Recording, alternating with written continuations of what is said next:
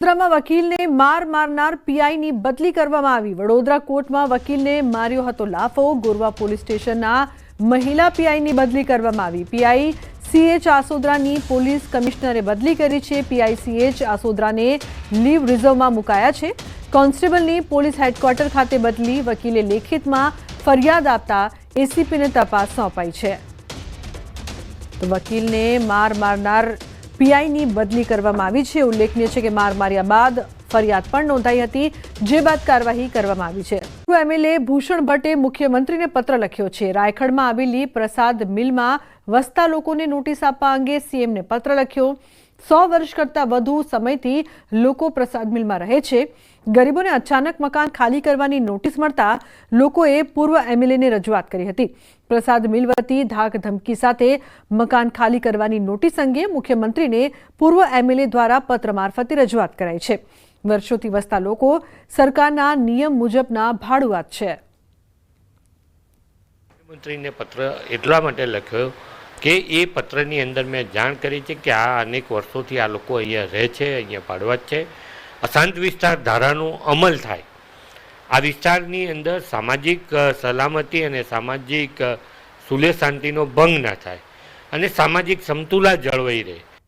પેટા ચૂંટણીના સમયે જ આમ આદમી પાર્ટીમાં ભંગાણ સર્જાયું છે। જૂનાગઢ તાલુકા પંચાયતના બિલખા 2 સીટના સદસ્યએ રાજીનામું આપ્યું છે। નિર્મલસિંહ ચાવડાએ આપમાંથી રાજીનામું આપ્યું છે। આપમાંથી રાજીનામું આપીને ભાજપમાં જોડાયા। ભાજપના પીઢ અગ્રણી રાઠોડભાઈ બોગરાની પ્રેરણાથી ભાજપમાં જોડાયા। તો વિસાવદર વિધાનસભાના ભાજપના ઉમેદવાર કિરીટ પટેલને સમર્થન આપવા ભાજપમાં જોડાયા છે। તો બરોડા ડેરીનો વિવાદ વકર્યો છે। સાવલીના ધારાસભ્ય કેતન ઇનામદારના ડેરીના સત્તાધીશો પર પ્રહાર।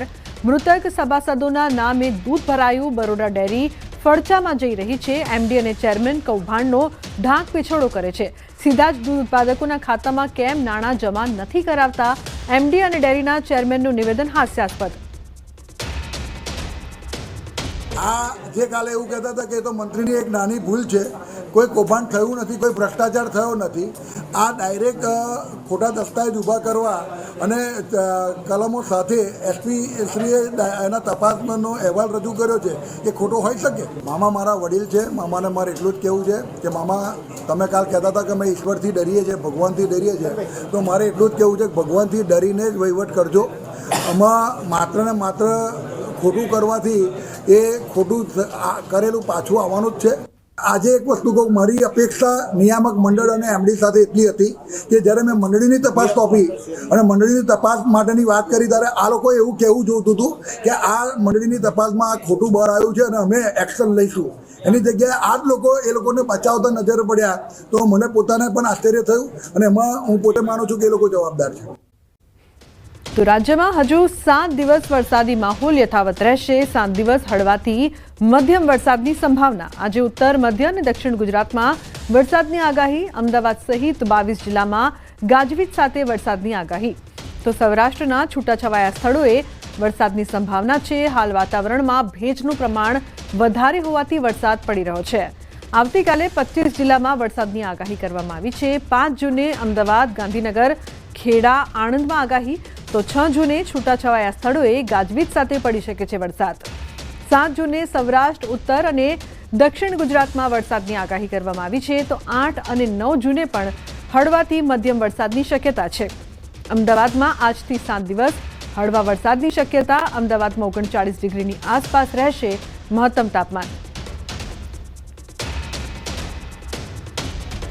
फोरकास्ट है आने वाला अगले 7 दिन का। पहला 3 दिन स्कैटर्ड प्लेसेस में हड़बड़ से मध्यम बरसात होने का संभावना है। गुजरात की जो उत्तर और दक्षिण क्षेत्रों में जो सारे जिला है इसमें हड़बड़ से मध्यम बरसात का संभावना है। और जो सौराष्ट्र कच्छ की दक्षिणी जिला है इसमें आपका आइसोलेटेड प्लेसेस में हड़बड़ से मध्यम बरसात होने का अगले 7 दिन में संभावना है। તો આજે આઈપીએલની ફાઇનલમાં વરસાદ બની શકે છે વિલન। અમદાવાદમાં આજે હળવા વરસાદની આગાહી। હવામાન વિભાગે હળવા વરસાદની આગાહી કરી છે। हड़बड़ से मध्यम बरसात का भी संभावना रहेगा मध्यम जो अहमदाबाद और आसपास क्षेत्र के लिए। 7 દિવસ વરસાદી માહોલ યથાવત રહેશે। 7 દિવસ હળવાથી મધ્યમ વરસાદની સંભાવના. આજે ઉત્તર, મધ્ય અને દક્ષિણ ગુજરાતમાં વરસાદની આગાહી છે. અમદાવાદ સહિત 22 જિલ્લામાં ગાજવીજ સાથે વરસાદની આગાહી. સૌરાષ્ટ્રમાં છૂટાછવાયા સ્થળોએ વરસાદની સંભાવના. હાલ વાતાવરણમાં ભેજનું પ્રમાણ વધારે હોવાથી વરસાદ પડી રહ્યો છે. આવતીકાલે 25 જિલ્લામાં વરસાદની આગાહી છે. 5 જૂને અમદાવાદ, ગાંધીનગર, ખેડા, આણંદમાં આગાહી કરવામાં આવી છે, તો 6 જૂને છૂટાછવાયા સ્થળોએ ગાજવીજ સાથે વરસાદ પડી શકે છે. 7 જૂને સૌરાષ્ટ્ર, ઉત્તર અને દક્ષિણ ગુજરાતમાં વરસાદની આગાહી. 8 અને 9 જૂને પણ હળવાથી મધ્યમ વરસાદની શક્યતા.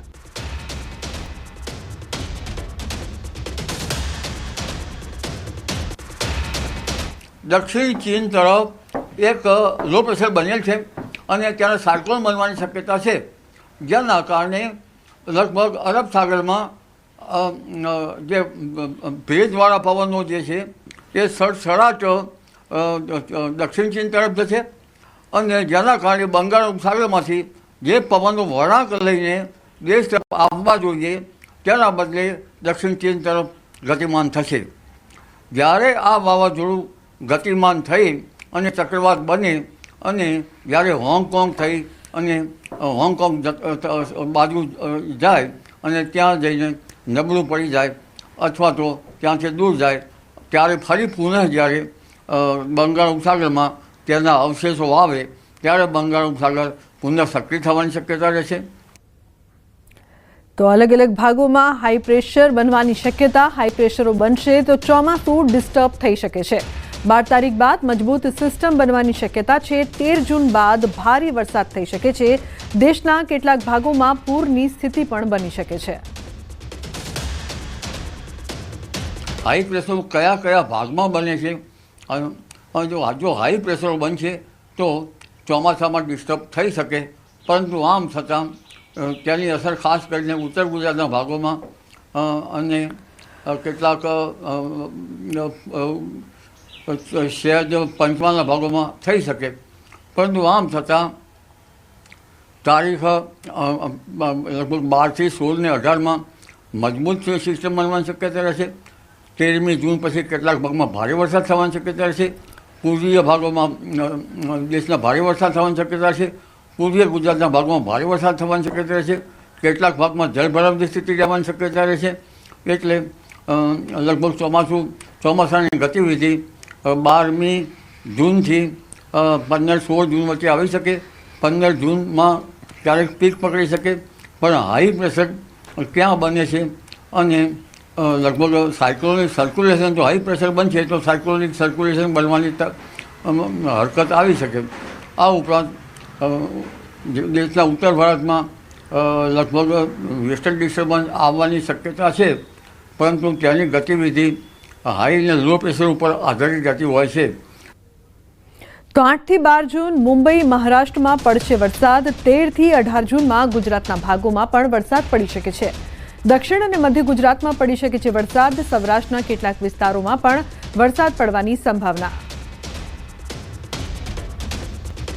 8 થી 12 જૂનમાં મુંબઈ, મહારાષ્ટ્રમાં વરસાદ થવાની શક્યતા રહેશે અને તારીખ 12 થી 16 કે 18માં દક્ષિણ ગુજરાત અને વડોદરાના ભાગો અને પંચમહાલના ભાગોમાં વરસાદ થવાની શક્યતા રહેશે.